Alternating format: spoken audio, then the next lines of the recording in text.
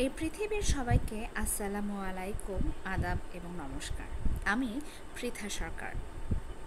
2014 সালে আমার পরিচয় ছিল পুরো পৃথিবীতে যদি 1000 জন ভালো মানুষ থাকে তাহলে তার মাঝে আমি একজন।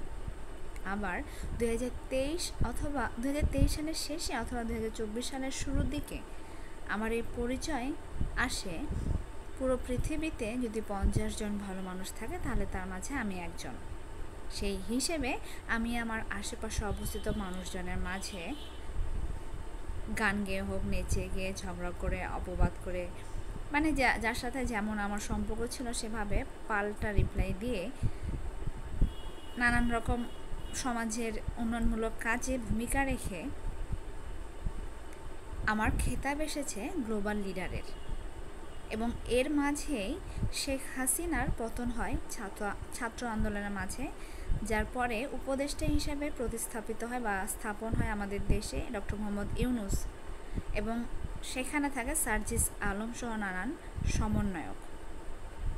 এই যে আমাদের সামনাসামনি পরিচয় হয় বা দেখা সাক্ষাৎ হয়, আমার পরিচয় যেটা পুরো পৃথিবীতে 50 জনের মাঝে একজন এবং গ্লোবাল লিডার, সেটা নেওয়ার জন্য ডক্টর মোহাম্মদ ইউনূস এবং তার দলবল ব্যস্ত হয়ে ওঠেন।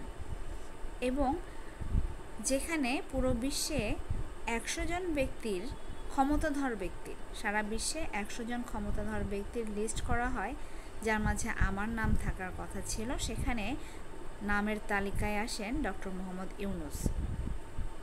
শুধুমাত্র 2006 সালে তিনি নোবেল পুরস্কার পেয়েছেন এবং একটা পরিচিত মুখ বলে নানা বিশ্বে নানান ক্ষমতাধর ব্যক্তি তাকে অন্যায়ভাবে এই অবস্থানটা দেয়, যার জন্য আমি পিছিয়ে যাই।